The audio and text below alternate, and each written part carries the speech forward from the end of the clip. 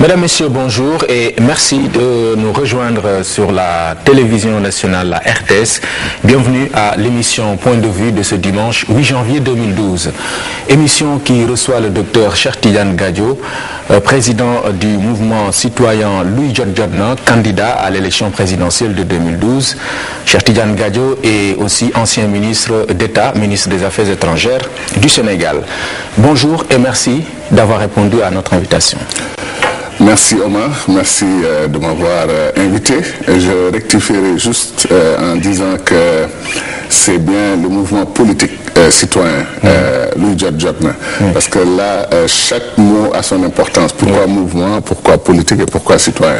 Et peut-être que dans nos entretiens on pourra aborder ces questions. On peut y aller tout de suite. Mais je voulais aussi bien entendu vous féliciter pour ce plateau, cette plateforme qui est offerte à tous les leaders politiques de notre pays et même tous les experts du pays pour venir aborder des questions, des sujets brûlants qui intéressent tous les Sénégalais. Donc de ce point de vue, je voudrais encore une fois vous féliciter, vous encourager.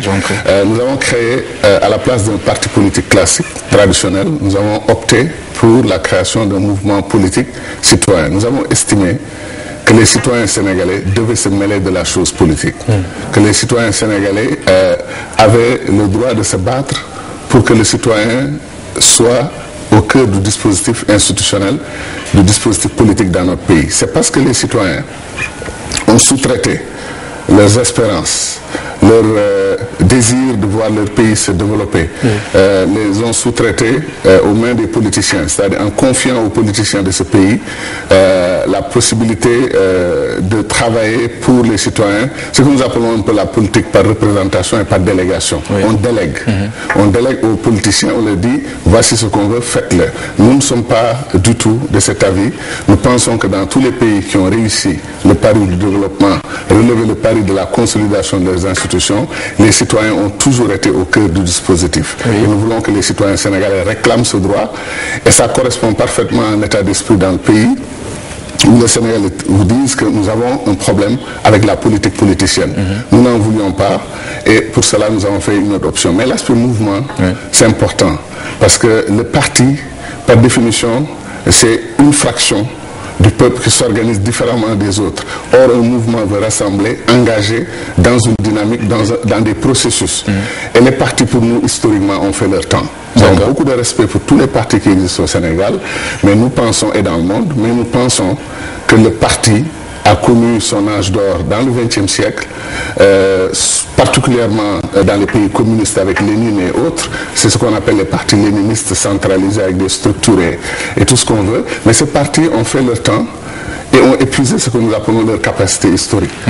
Et c'est pour cela que des mouvements grassroots naissent dans le monde, c'est-à-dire des citoyens qui reprennent les choses à la base et essaient de s'organiser pour faire non seulement entendre leur voix, mais pratiquement pour imposer leur voix, imposer leur vision et participer à la gestion de la cité et ne plus en faire l'affaire de politiciens professionnels. D'accord, participer à la gestion du cité, donc demander le suffrage des Sénégalais, être candidat à l'élection présidentielle. Alors qu'est-ce qui vous permet, vous, de penser que vous devez être président de la République? Sur quoi se fonde cette candidature? Merci, c'est une très très bonne question. Vous savez, j'ai, disons, après un certain nombre d'années d'expérience dans l'éducation supérieure, dans l'enseignement, j'ai enseigné à l'université de Dakar. J'ai d'abord étudié en France, où j'ai accumulé une certaine expérience, non seulement du développement, parce que j'ai vu un pays développé, j'ai vu un pays qui a des infrastructures, non seulement routières, mais sanitaires et autres. Mais j'ai vu aussi un pays où les citoyens ont une certaine éthique du développement. Et bien entendu, ça nous impressionne toujours. Nous qui venons de pays où le développement est encore un pari, un défi à relever. Ensuite, j'ai eu la chance d'aller aux États-Unis, où j'ai passé beaucoup d'années. Je n'aurais pas souhaité passer autant d'années dans aucun pays du monde, parce que j'ai fait presque 12 ans aux États-Unis. Et j'ai fait aussi le Canada. Et ça m'a donné peut-être une base de comparaison entre l'Europe, l'Amérique du Nord. Et j'ai eu la chance par la suite de beaucoup voyager. Ministre des Affaires étrangères du Sénégal, c'était quasiment un déplacement par semaine. Donc j'ai pu étudier, examiner l'expérience de beaucoup de pays du monde et j'ai pu, je pense, comprendre pourquoi fondamentalement Le problème du développement en Afrique se résume à une équation à résoudre, la question du leadership. Oui. La question du leadership, c'est la question fondamentale. Aujourd'hui, l'Afrique, le Sénégal et l'Afrique, bien entendu, n'ont plus l'excuse des ressources humaines, n'ont plus l'excuse des ressources naturelles. Dieu a fait sa part. C'est nous qui n'avons pas fait notre part, ici au Sénégal et ailleurs en Afrique. Et tout ce qui nous reste à régler comme problème fondamental, c'est la question du leadership. Et j'estime que par mon expérience et par la chance que Dieu m'a donnée de servir mon pays dans un appareil d'État pendant 9 ans et demi, que je comprends comment fonctionne une administration, comment fonctionne un État, je sais ce qu'il faut faire, je pense, et je sais ce qu'il ne faut pas faire, et je comprends parfaitement les problèmes de gouvernance, la complexité de la gestion d'un État, et je ne prends rien comme chose facile, argent comptant, etc. Je comprends que ça prend beaucoup d'énergie, ça prend beaucoup d'efforts, ça prend beaucoup de courage, mais ça prend une vision. D'accord. Ça prend une vision et un engagement. Et un sens du destin, un sens de la mission. Je crois que mon destin aujourd'hui, c'est de demander, de solliciter aux Sénégalais le suffrage parce que je veux servir mon pays à une station, un niveau de responsabilité où moi je peux, avec mon équipe, avec les Sénégalais, avec tous ceux qui sont d'accord avec notre vision, nous pouvons. Parce que là maintenant je me convertis du jeu vers le nous, oui. Mais bien entendu je suis candidat moi-même, mais je suis candidat au nom d'un idéal et d'une vision que je suis sûr, idéal et vision qui sont partagés par beaucoup de Sénégalais. Donc ensemble, nous allons offrir une nouvelle vision, une nouvelle démarche à ce pays. Vous mettez le doigt sur un concept assez intéressant, le leadership. Est-ce à dire que tout ce leadership africain-là, tous les leaders que vous avez vus passer n'ont pas été en mesure peut-être de relever les grands défis qui se posent aujourd'hui à ce continent? Vous savez que j'ai beaucoup d'admiration pour beaucoup de leaders africains. Tout le monde sait que je suis un admirateur de Kwame Nkrumah, je suis un admirateur de Cheikh Anta Diop. Je ne peux pas parler d'une certaine façon de ceux qui ont donné leur vie pour l'Afrique, qui ont dirigé notre combat pour l'indépendance et qui pour l'essentiel aussi malheureusement n'ont pas réussi le combat pour le développement. Mon intime conviction effectivement c'est que l'Afrique n'a pas réussi. Et l'Afrique n'a pas réussi à cause de ses populations. L'Afrique n'a pas réussi parce qu'elle n'était pas compétente ou intelligente.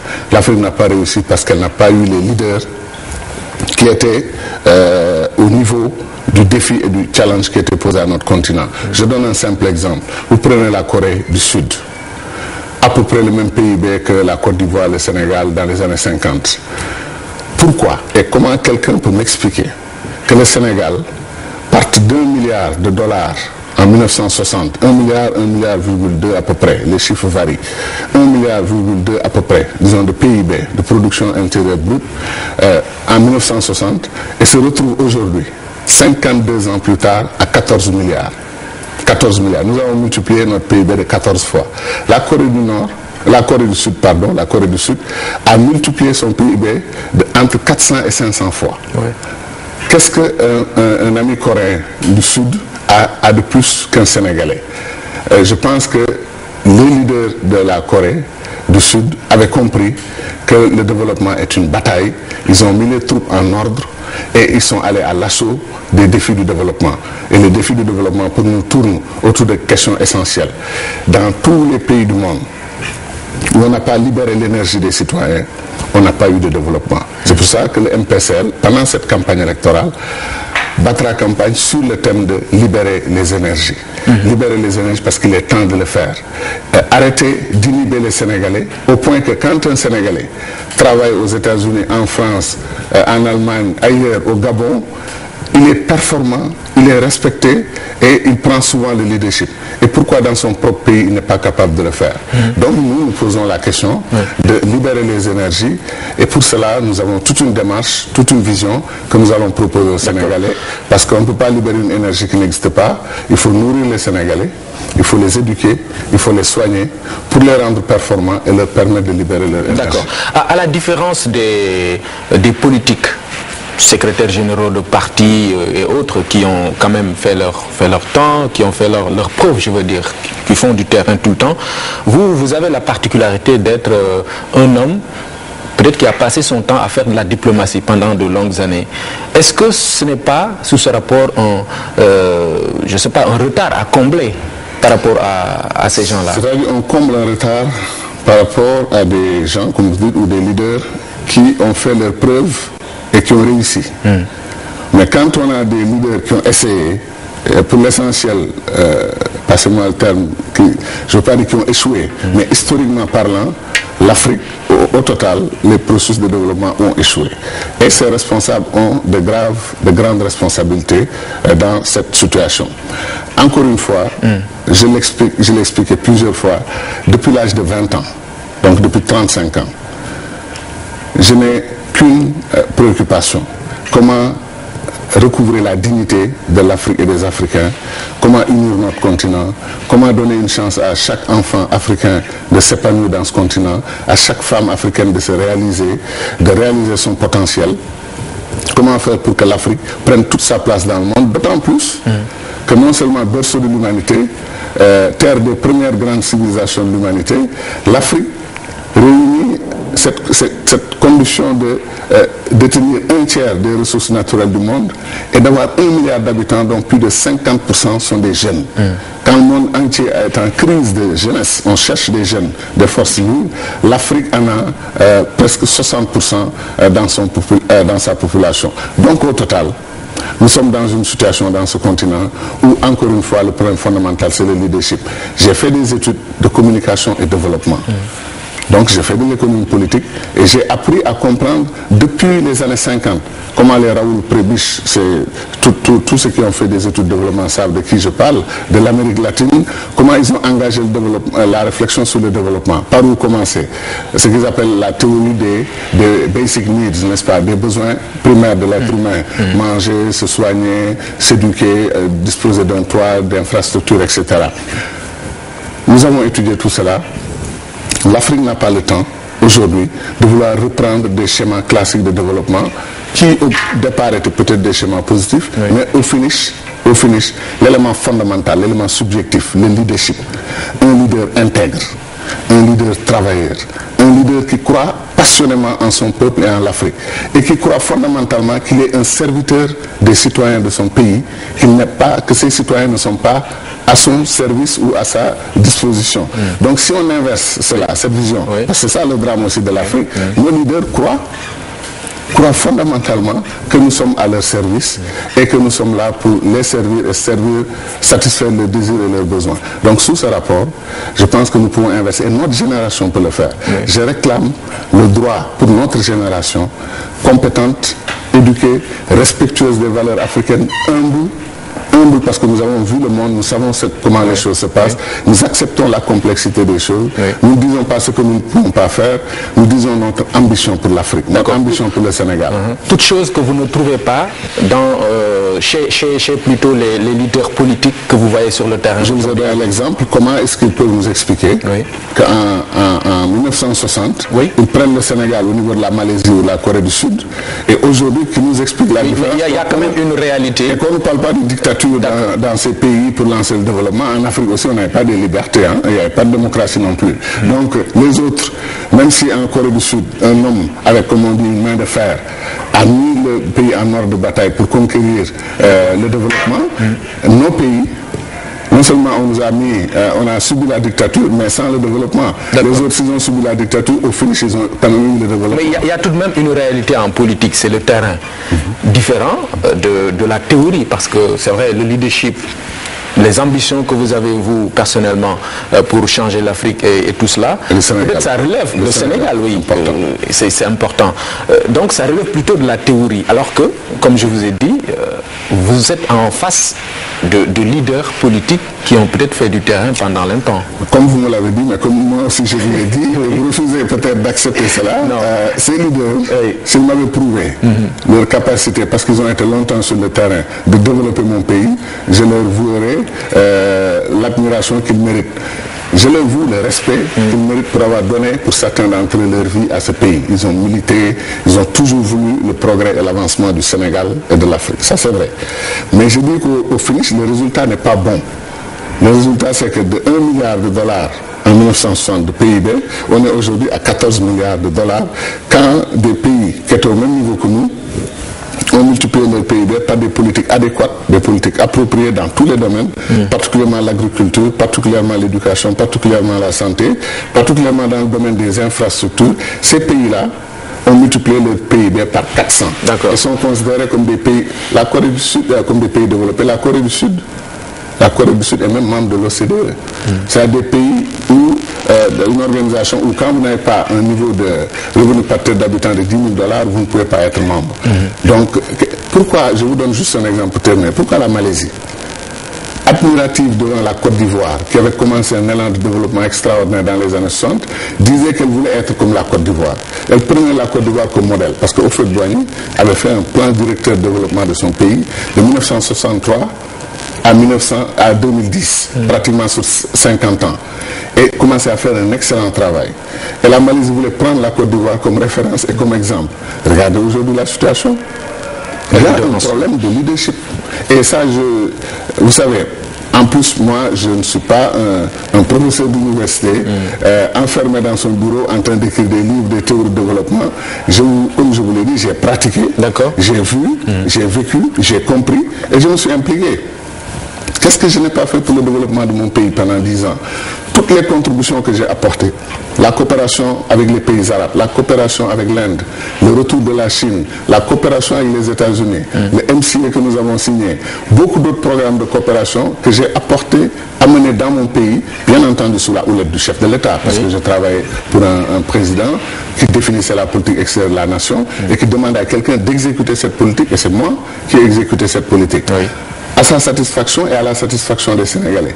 Donc je pense que je n'étais pas sur le terrain de la théorie, j'étais sur le terrain de la pratique. Oui, un autre élément quand même important, ce sont des partis ou coalitions, de grandes coalitions, je cite la coalition au pouvoir, comme les autres coalitions de l'opposition. Vous allez donc devoir faire face à ces appareils-là.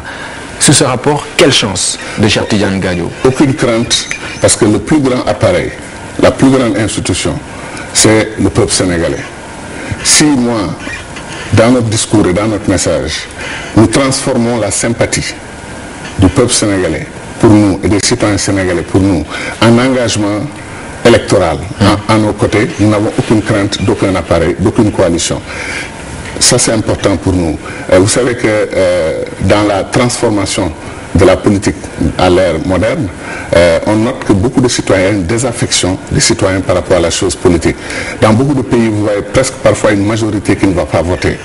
Et le discours politique citoyen que nous développons s'adresse à cette majorité souvent silencieuse, qui n'aime pas ce qu'elle voit, au point de s'en détourner complètement et de laisser son pays, le pouvoir, à des mains inexpertes ou à des mains qui ne sont pas réellement qualifiées. Donc nous, notre message s'adresse à cette masse critique de Sénégalais et nous pensons que, vu les tensions politiques qu'il y a dans ce pays, la gravité de la situation, le tournant historique, que les Sénégalais vont opter pour une rupture. Et opter pour une rupture, c'est opter pour une société, pour une nouvelle société. Et nous pensons incarner cette rupture, nous allons le prouver aux Sénégalais. Et je dois terminer par le fait maintenant que nous avons une coalition. Nous n'avons pas encore révélé aux Sénégalais.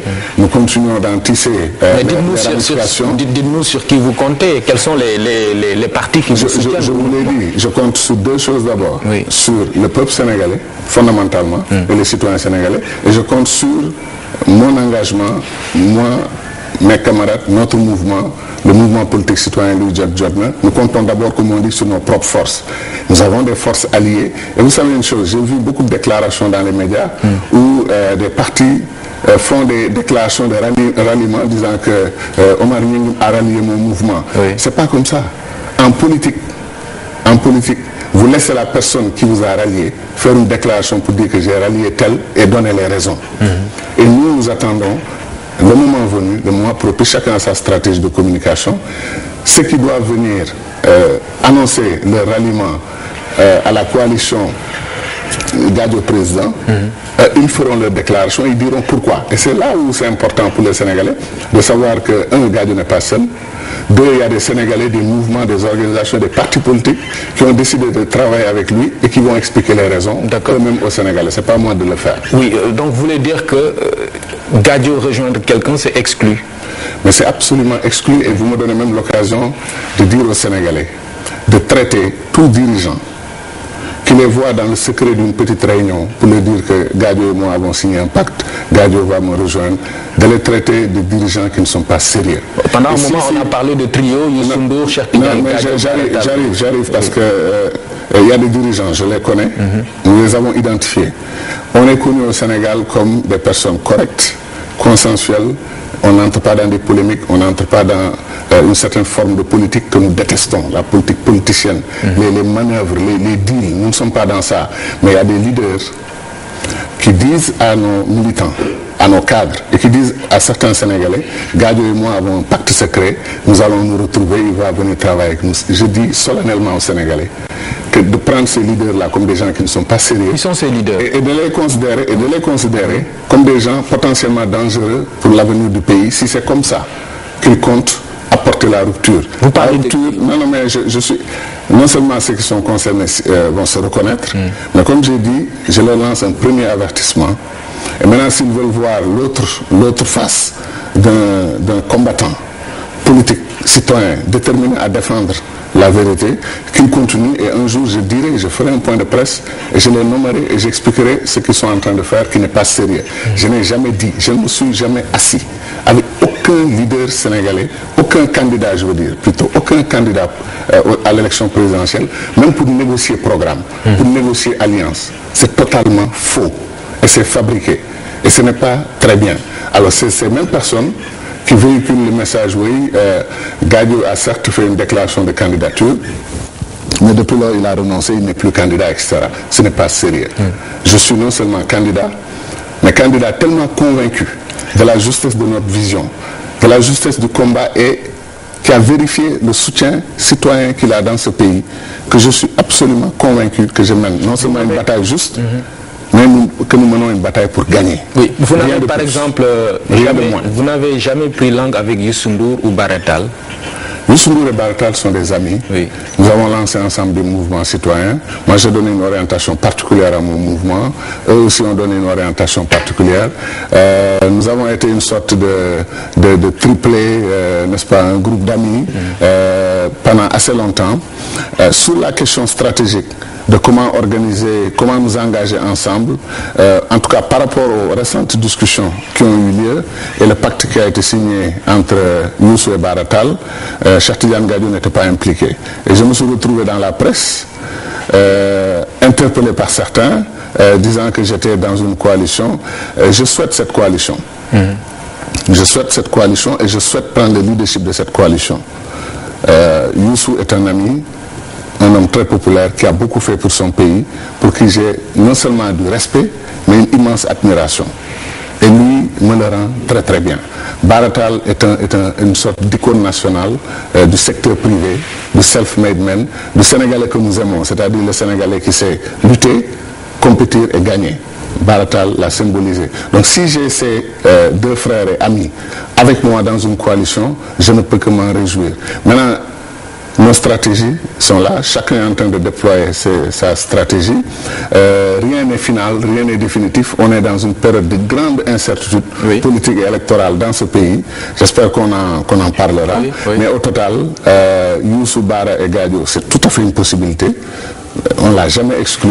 Mais parfois, certains au Sénégal sont des spécialistes de l'expression danser plus vite que la musique. Parfois, ils vont plus vite que Bara, Youssou et Gadio, qui nous laissent tranquilles. Nous sommes des patriotes, nous sommes des citoyens, nous aimons notre pays et le moment venu, si nous avons un message commun à leur délivrer, nous le ferons. Oui, vous dites compter sur les Sénégalais, les citoyens sénégalais qui constituent, disons, la majorité des citoyens qui ne s'intéressent pas aux partis politiques. Mais quand même, Cheikh Tidiane Gadio, c'est 9 ans et demi sur 12 auprès du régime qu'il combat aujourd'hui. Ça, peut-être, ces Sénégalais ne l'oublient pas. Alors, quel est le type de discours que vous comptez leur servir qui va peut-être les convaincre? Deux choses. Encore une fois, on a toujours eu, mes amis de la presse, certains amis de la presse, une divergence sur la question. Je dis qu'il y a l'appréciation du peuple sénégalais que j'ai servi pendant 9 ans et demi, il y a l'appréciation sous forme de Gatché Ngalama. Vous avez rempli votre mission auprès du chef de l'État, nous vous félicitons. Le président de la République lui-même a félicité plusieurs fois son ministre des Affaires étrangères et les Sénégalais étaient satisfaits du travail que j'ai accompli à la tête de ce département. Donc, je ne vois pas, quand vous avez un satisfait de la personne qui vous a confié une mission, du peuple que vous avez servi, pourquoi avoir un problème avec cela? Un.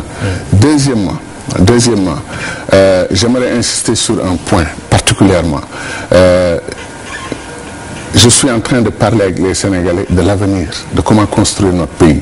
Je ne suis pas en train de leur parler de comment revisiter les 9 ans ou les 7 ans ou les 8 ans que j'ai pu passer avec le gouvernement. Et comme je l'ai dit, par honnêteté, je ne renie pas une seule seconde du temps que j'ai pu passer à servir mon pays auprès du président Abdoulaye Wade. Et chaque fois que j'ai eu à émettre un avis au président sur une question, quand nous étions en accord tout à l'heure, pas de problème. Quand nous étions en désaccord, je suis allé exprimer mon avis. Le président me connaissait comme plusieurs fois on l'a rapporté d'ailleurs, que le président disait, Gadio lui dit la vérité. Parce que c'est comme ça que je me suis comporté auprès de l'autorité suprême, le président de la République de notre pays. Donc, je suis aussi peut-être une des rares personnes qui a daté, périodisé le moment où les divergences ont commencé. Pendant 7 ans, avec le président, on était en harmonie sur tous les dossiers. Jusqu'au moment où on a eu un début de divergence et de rupture, et ça s'est amorcé précisément, comme je l'ai dit, quand j'ai senti que l'histoire qui flottait un peu dans l'air d'un projet, la tentation d'une dévolution dynastique, n'était pas que de la théorie, que ça prenait forme et que c'était une réalité. Et c'est quand ça arrive à un niveau d'accélération que la rupture était inévitable. Je dois dire d'ailleurs que certains disent qu'eux, ils ont dénoncé cette dévolution depuis longtemps, etc. Je mets au défi n'importe quel leader sénégalais de nous dire en 2007, dans la campagne électorale qu'il y a eu, les cassettes sont là, les vidéos sont là, de prouver aux Sénégalais qu'ils avaient déjà attaqué le thème de la dévolution dynastique. Le mouvement politique citoyen Louis Jotna réclame la paternité du combat frontal contre la dévolution dynastique du pouvoir, malheureusement qui a été un projet du président Abdoulaye Wade et qui l'a fait déraper et créer une situation extraordinaire dans son pays. Ça c'est un message délivré à Idrissa Seck, lui qui le réclame. Il n'y a pas que lui. Oui. Beaucoup de leaders ont dit que nous on a toujours combattu la dévolution monarchique de Wade. Ceux qui en parlent maintenant, c'est pas vrai. Regardez, vous savez, ce qu'on appelle l'archéologie des concepts, c'est-à-dire quand vous étudiez dans l'histoire l'origine des concepts, leur développement, la dévolution dynastique du pouvoir, c'est-à-dire le projet de passer le pouvoir d'un père vers un fils, vers son fils, c'est nous qui l'avons posé dans notre manifeste et qui l'avons posé frontalement. C'est devenu maintenant accepté par tout le monde. Et nous faisons même une différence que les autres ne font pas. Nous faisons une différence entre la dévolution dynastique et la dévolution monarchique. La dévolution monarchique, c'est quand le président Abdoulaye Wade se choisit par exemple un dauphin et impose ce dauphin à la tête des Sénégalais, à la tête du pays, même si ce dauphin n'est pas son fils, c'est aussi une dévolution monarchique du pouvoir. Est-ce que vous comprenez? Oui. Nous faisons cette différence. Nous parlons du projet qui est en œuvre au Sénégal, qui s'appelle le projet de dévolution dynastique du pouvoir d'un père qui souhaite qu'après son mandat, il installe son fils sous le fauteuil présidentiel. Projet qui était en cours, mais qui ne l'est plus maintenant. Ça, c'est vous qui le dites. Non, je prie, je souhaite que ce soit effectivement un cauchemar dont les Sénégalais, disons, se sont départis et que maintenant nous pensons, nous avançons sur les vrais enjeux du développement de notre pays. Moi, ça me fait mal que des interviews tournent autour de la dévolution dynastique de cette... Il y a quelque chose. Dévolution dynastique cache aussi un autre débat, le débat sur les institutions. Oui. Nous voulons justement, en faisant le bilan de ce qui est arrivé, que ça n'arrive plus jamais. Que demain, Cheikh Tidiane Gadio, président, que son fils ou sa fille ou ses filles ne soient pas un problème pour le Sénégal.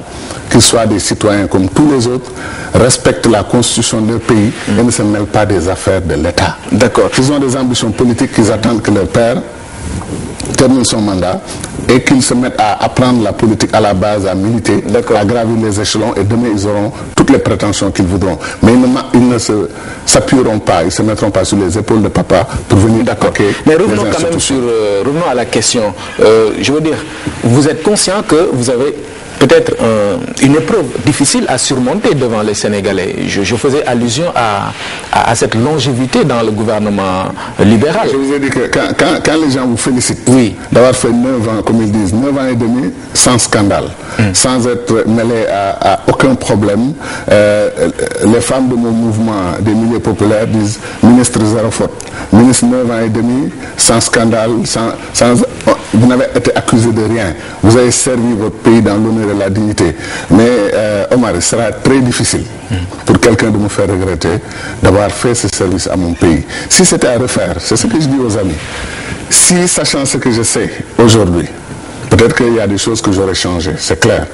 Mais si c'était à refaire en ayant les mêmes connaissances du processus de l'alternance en 2000, j'aurais accepté encore de servir mon pays au niveau de cette responsabilité. Et je ne suis pas le seul.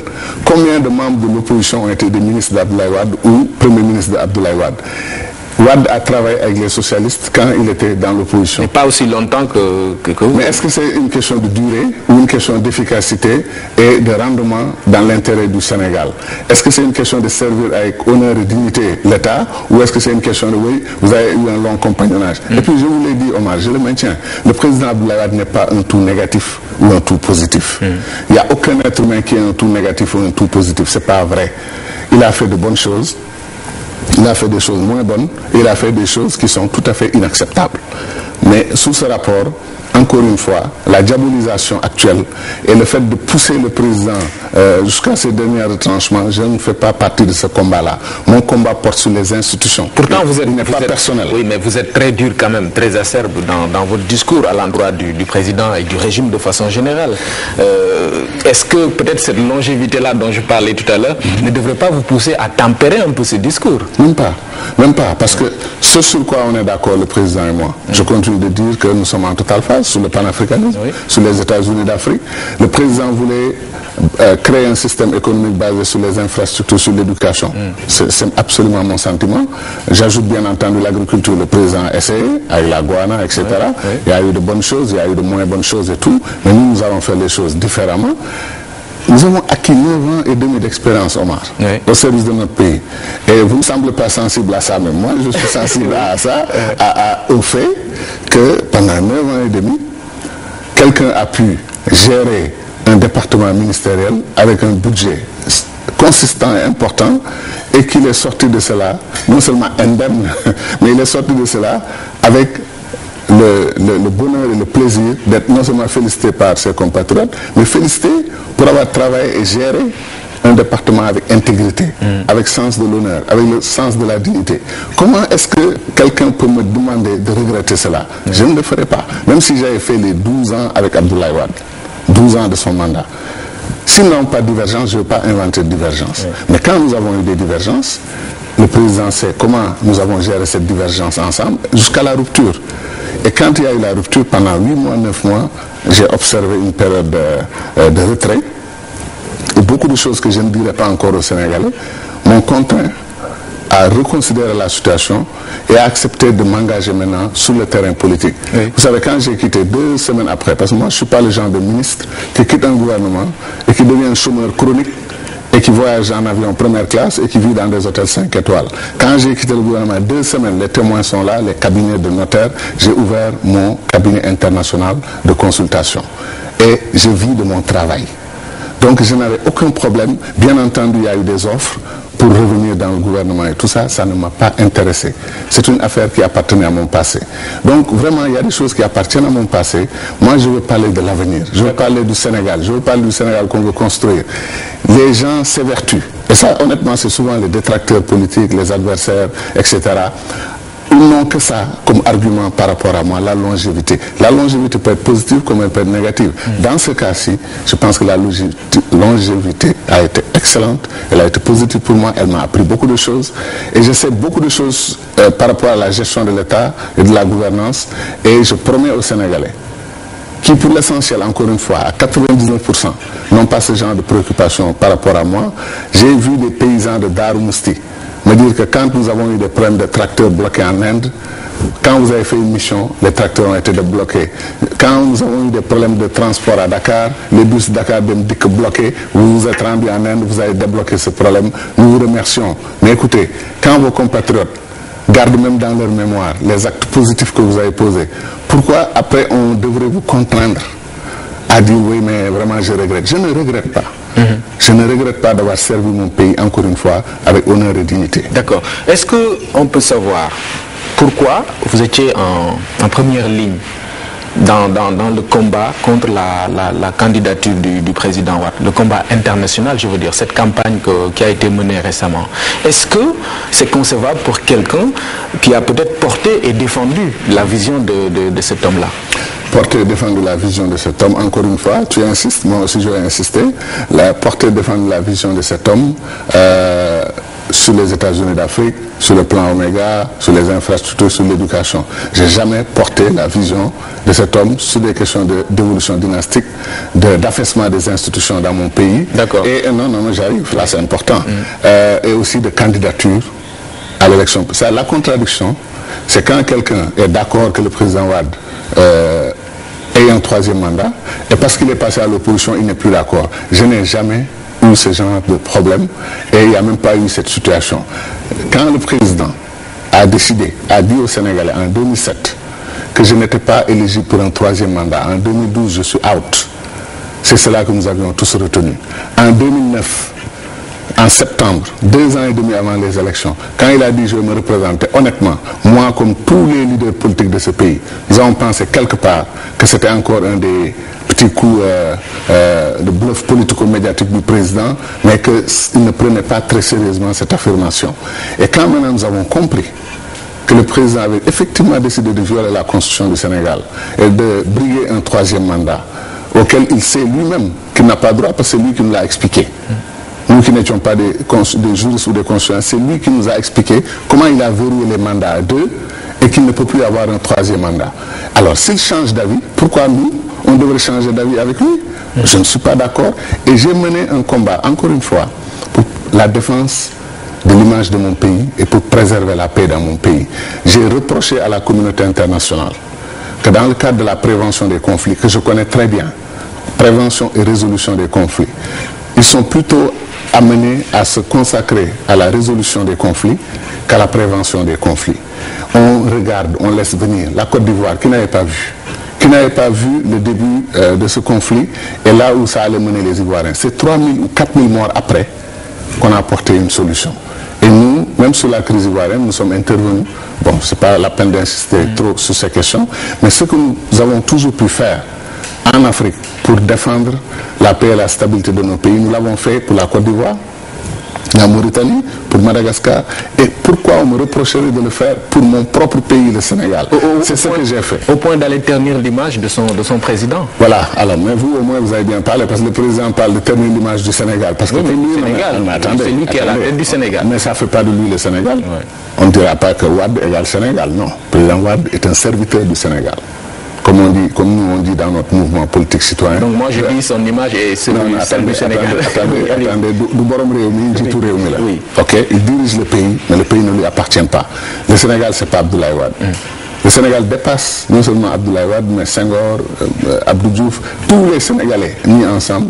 Notre pays le dépasse parce que ce pays appartient aux générations futures de Sénégalais qui ne sont même pas encore nés. Donc sur ce point, nous ne sommes pas d'accord, vous et moi. Et encore une fois, quand nous allons défendre notre point de vue, nous expliquons à nos amis de la communauté internationale, voilà la situation que nous avons au Sénégal. Si vous êtes des amis du Sénégal, vous devez intervenir pour engager la discussion, non seulement avec nous, mais aussi avec le président. Nous devons chercher une solution avant qu'on arrive à la catastrophe. Nous avons le droit de le faire, Omar. Et encore une fois, comme je l'ai dit plusieurs fois et je le répète, Barata est témoin, Aluntine est témoin, Kati Sissé, Wan est témoin. Nous avons toujours commencé nos discours par le fait que nous ne sommes pas venus vous demander de venir au Sénégal régler notre problème. Le peuple sénégalais, le 23 juin, a montré qu'il sait régler ses problèmes. Mais nous allons vers de graves dangers. Et la décision du Conseil constitutionnel, et là j'ai adoré la formulation du Congrès américain. On dit que c'est 4 congressmen, c'est pas vrai. C'est le Congrès américain, de façon non partisane, républicain comme démocrate, du Sénat comme de la Chambre, qui ont adressé une lettre au président du Sénégal et qui ont dit toute leur admiration pour ce que notre pays a fait, pour ce que le président Wade a contribué et tout ça, et qui lui ont dit, Monsieur le Président, quelle que soit la décision du Conseil constitutionnel du Sénégal, validant ou invalidant votre candidature, votre seule candidature, est un danger pour le Sénégal et pour la démocratie en Afrique. Mais ça, ce sont des individualités qui l'ont dit. Non, vous n'avez pas encore compris. J'ai insisté, mais vous refusez de comprendre. Non, mais j'insiste sur ce point. Le Congrès américain fonctionne comme ça. Un congressman, pour vous adresser une lettre, il signe. Il signe, ça n'engage que lui. Mais ce qu'on appelle aux États-Unis une lettre bipartisan, c'est-à-dire une lettre qui n'est pas non partisane, c'est-à-dire la Commission des affaires étrangères du Sénat, la Commission Afrique du Sénat, la Commission Afrique de la Chambre des députés, les deux commissions sont mandatées par les deux institutions pour prendre une position sur le Sénégal. Ils font une lettre signée par les responsables de ces deux commissions, républicains comme démocrates, Sénat comme Chambre des députés. Et ils adressent cette lettre au président du Sénégal. Donc ce n'est pas une histoire d'individualité. Si le Congrès américain n'était pas d'accord avec une telle lettre, elle n'aurait pas lieu. Donc cette lettre est venue représenter le point de vue du Congrès des États-Unis. Et ce n'est pas le Congrès des États-Unis qui règle le problème au Sénégal, qui penche un débat au Sénégal. Le président Wade a fait une erreur peut-être plus importante, si certains pensent que c'est le Congrès ou une institution quelconque, c'est qu'il a fait venir des experts internationaux pour venir dire aux Sénégalais comment lire et comprendre leur constitution. Mais vous avez vu le phénomène de rejet immense qu'il y a eu par rapport à ce séminaire qui n'honore pas le Sénégal. Nous avons parmi la meilleure expertise constitutionnelle, juridique dans tous les secteurs du monde, parmi la meilleure ici au Sénégal. Peut-être que nos amis français un jour auront besoin de consultations sur les questions constitutionnelles. Avec cette expérience et cette épreuve que nous vivons, ils vont certainement solliciter la compétence des Sénégalais. Nous n'avions pas besoin de ce séminaire-là. Et ça n'a rien changé dans la donne. La question qui est posée, c'est que est-ce que le président Abdoulaye Wade, qui nous a expliqué et donné les raisons pour lesquelles il ne peut pas se présenter, acceptera de se conformer à son propre discours, à sa propre lecture de la Constitution, qui n'est pas la lecture de n'importe qui.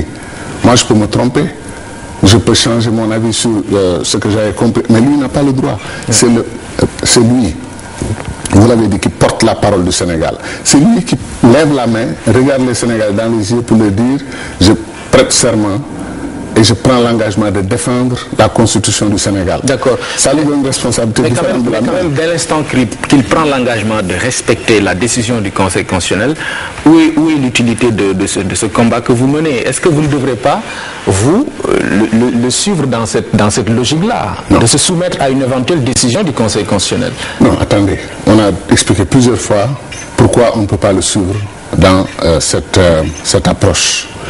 Il y a d'abord le problème des institutions en Afrique. Des institutions en Afrique. Rarement des institutions se sont dressées contre un chef d'État. Rarement. Deuxièmement, nous l'avons dit et redit et répété. Et c'est tellement inquiétant ce qui se passe. Comment est-ce que dans une démocratie, la majorité sortante peut présenter un candidat à problème qui est soumis au verdict du Conseil constitutionnel, qui peut être oui comme qui peut être non? Et si le Conseil constitutionnel dit non à la candidature du président Wade, on va aller aux élections du 26 février sans que la majorité sortante ait un candidat. Est-ce que vous trouvez que dans une démocratie, cela a du sens?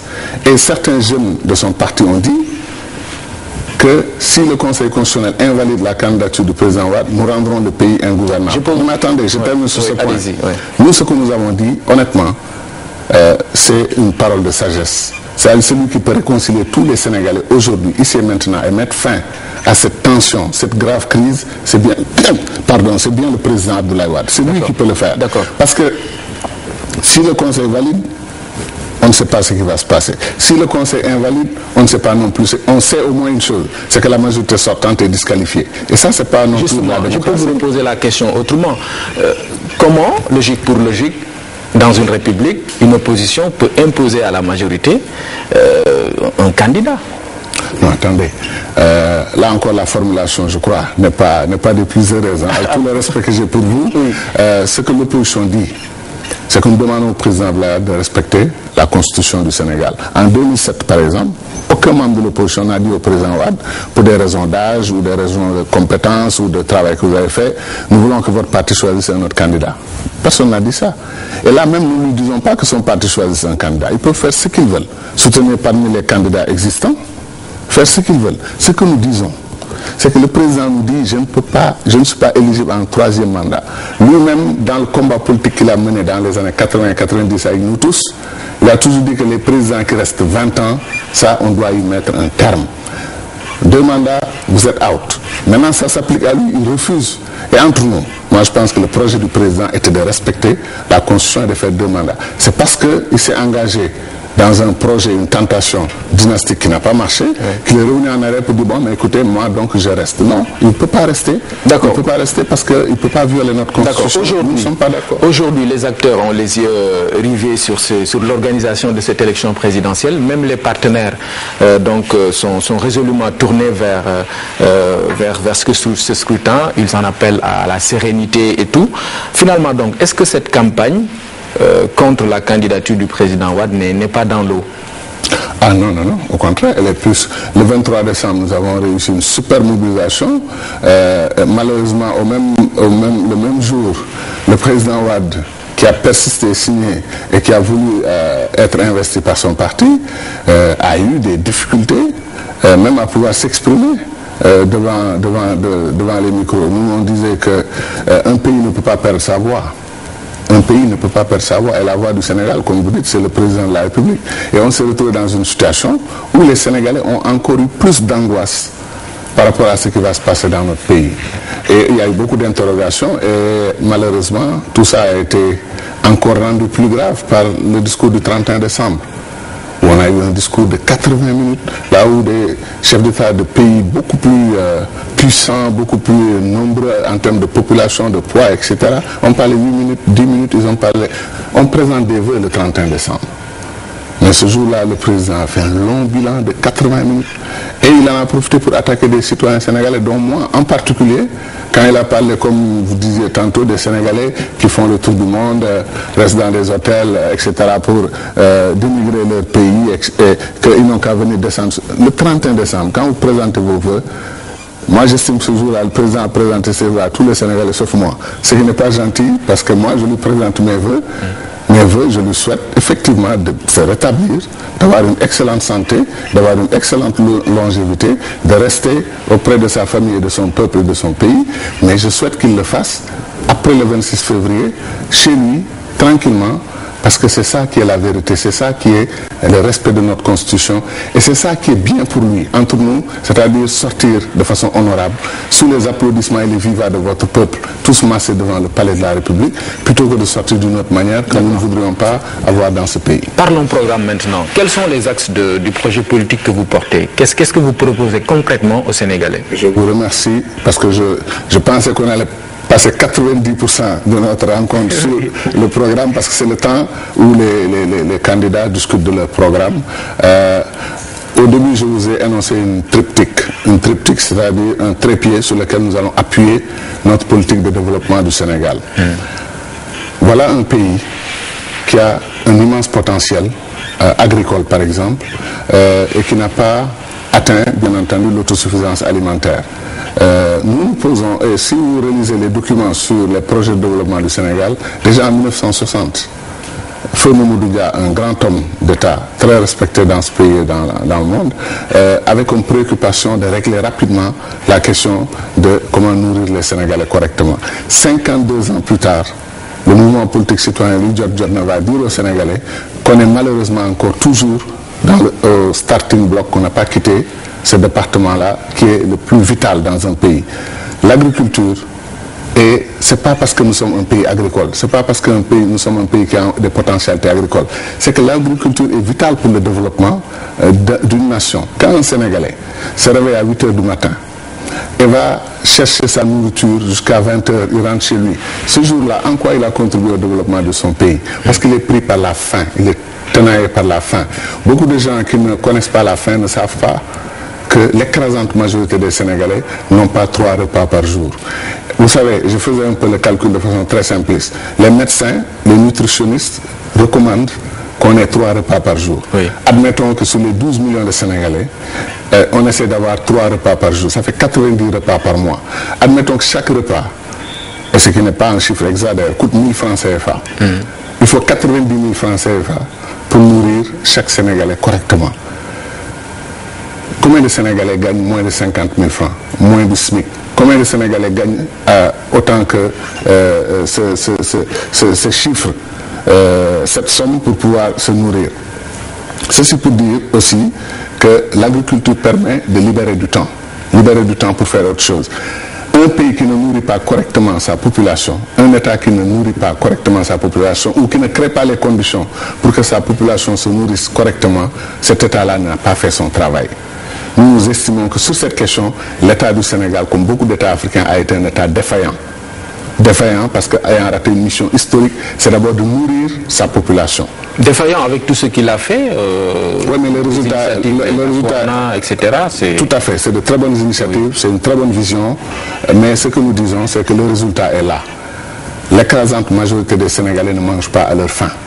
Il y a des gens qui pensent que c'est un discours politique, etc., mais ils n'ont qu'à aller dans certains milieux, ils se rendront compte que très souvent on parle de menaces de famine et les gens se fâchent. Il n'y a pas de famine au Sénégal. Donc la triptyque, c'est nourrir, éduquer, soigner les Sénégalais. Et dans l'éducation, nous mettons énormément de choses. Il y a tout un programme développé autour de l'éducation et de l'agriculture. Sur l'agriculture, si vous permettez, nous souhaitons inverser une valeur. 60% des Sénégalais sont dans l'agriculture et produisent 20% du PIB.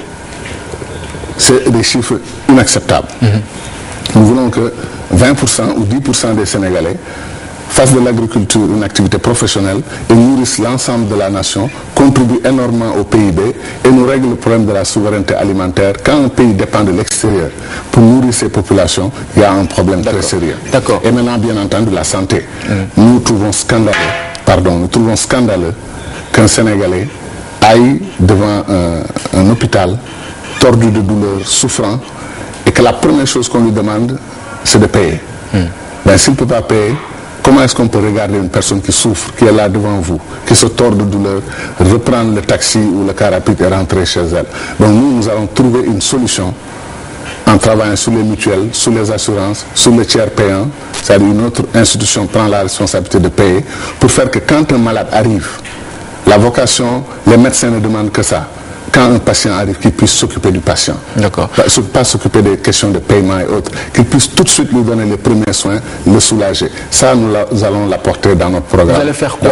Parce que la santé, quand même, n'a pas de prix, on le dit, mais elle a un coût. Vous allez enlever tout cela? On va soigner gratuitement au Sénégal avec vous? Nous n'avons pas dit ça. Comme vous l'avez parfaitement dit, nous ne sommes pas l'État-providence, l'État qui règle tous les problèmes. Nous n'y croyons pas. Depuis 1960, les États africains ont pris cette option, l'État qui fait tout. Nous croyons fondamentalement que dans un partenariat public-privé, c'est un secteur très rentable. Si le secteur privé sénégalais avait toute sa place dans le développement de notre pays en général, développement de l'agriculture, développement de l'éducation, développement de la santé, on réglerait beaucoup de problèmes. L'État est pauvre par essence. L'État n'a pas d'argent. L'État n'est pas riche. L'État vit de ce que ta sueur, toi et moi, la sueur de nos compatriotes, les taxes, les impôts. Donc dégageons l'État de cette responsabilité de régler tous les problèmes. Donc je vais être très clair. Nous croyons fondamentalement au secteur privé et à l'économie de marché. Sur ce point, il n'y a aucune ambiguïté. Maintenant, ce que nous disons, comme vous dites, quand nous parlons de tiers payants, on va travailler avec des institutions. L'histoire de la couverture universelle. Il faudra bien, par le système de prendre un peu chez les salariés, prendre un peu chez des ONG, par exemple, qui soutiennent les couches les plus vulnérables. Il y a des pays où on dit que les femmes et les jeunes de moins de 5 ans seront totalement prises en charge. Les femmes enceintes, par exemple, totalement prises en charge. Les jeunes de moins de 5 ans, totalement prises en charge. Nous voulons régler ce genre de problème et ceux qui peuvent contribuer, les autres citoyens, contribueront pour qu'on ait effectivement un système de santé qui soit à la portée de tous. Ce que je dis, c'est arrêter la question de l'inaccès. Donc nourrir, éduquer, Soigner. Certains nous ont dit pourquoi vous ne dites pas nourrir, soigner, éduquer. Mais si vous nourrissez les gens, vous ne les éduquez pas, il y a de fortes chances que vous ne puissiez pas les soigner. Parce que dans les soins apportés, n'est-ce pas, aux citoyens, il y a la question de l'éducation, la prévention. Nous souhaitons inverser les valeurs. 60% de prévention. Et peut-être 40% de politique curative. Mais ça ne peut se faire que si, effectivement, on peut éduquer nos compatriotes. Voilà, un mot sur la Casamance, une question qui préoccupe tous les Sénégalais qui souhaitent voir cette paix arriver définitivement dans cette partie sud du Sénégal. Avez-vous la solution miracle? Le mot miracle n'est pas très bien, n'est-ce pas? Parce qu'il faut être humble et il faut être modeste. Mais en terminant sur notre triptyque, n'est-ce pas? Nourrir, éduquer, soigner, nous disons que c'est pour permettre de libérer les énergies. Libérer le secteur de l'énergie. Fondamentalement, ça c'est un aspect concret, on n'a pas eu la chance d'en parler. Le secteur de l'énergie qui est vital pour le développement d'une nation. Et notre pays fait du pilotage à vue. On nous loue des barges, des groupes électrogènes, 650 millions par mois. Ce n'est pas une solution au problème de l'énergie. Mais fondamentalement, nous voulons des citoyens sénégalais dont l'énergie est libérée pour qu'ils puissent aller à l'assaut de l'avenir. Après cela maintenant, vous avez raison. Préoccupation fondamentale. Vous savez que notre mouvement a dit que la Casamance était la priorité numéro 1. Dans ces élections-là, nous nous battrons pour que tout le monde mette la Casamance comme agenda numéro 1. Nous avons même dit que le jour de notre élection à la tête de ce pays, dès que les résultats définitifs sont annoncés, si nous sommes élus président du Sénégal, nous allons immédiatement en Casamance. De Ziguinchor, nous allons faire un premier discours à la nation et même nous projetons de prêter serment à Ziguinchor et nous pensons que c'est important pour montrer que notre pays a un défi fondamental, c'est son intégrité territoriale, c'est l'unité. Mais la Casamance, il faut régler le problème par la réconciliation qui passe par la vérité et la justice. Nous l'avons dit, les 3 grandes régions périphériques du Sénégal, la Casamance naturelle, le Sénégal oriental, la région du fleuve, sont des régions marginalisées, délabrées et qui n'ont pas vu l'État du Sénégal prendre ses responsabilités, au point que la Casamance s'est révoltée de la façon que l'on sait, et les citoyens, certains autres, ont carrément pris leur mal en patience et presque accepté la situation dans une certaine fatalité. Et ça, c'est pas bon. Nous comptons avoir des politiques de développement local, et pour la Casamance, nous allons non seulement proposer un plan de paix, que nous avons déjà quelque part mis en œuvre, certains savent de quoi je parle, et nous pensons pouvoir convaincre toutes les parties à s'asseoir immédiatement autour d'une table et à discuter un plan de sortie de crise avec un programme spécial de reconstruction de la Casamance, de réinsertion des jeunes combattants. Ceux qui sont militaires retourneront dans l'armée, ceux qui ne sont pas militaires pourront retourner dans leur village, devenir des agriculteurs, des fermiers, mais nous allons injecter beaucoup de revenus parce que c'est un investissement. Si la Casamance est déminée, si la paix est définitive en Casamance, si les citoyens de cette partie du Sénégal peuvent vivre comme tous les autres Sénégalais, la Casamance peut être même le moteur, la locomotive du développement de notre pays. Donc c'est un investissement que de concentrer nos efforts d'abord sur la résolution de cette crise casamançaise. Voilà, merci beaucoup, Dr Cheikh Tidiane Gadio. Je rappelle que vous êtes le président du mouvement politique citoyen Louis Jotna, candidat à l'élection présidentielle de 2012. Merci encore une fois. C'est moi. Merci. Mesdames, Messieurs, merci d'avoir suivi cette émission Point de vue. On se retrouve donc dimanche prochain pour un autre numéro.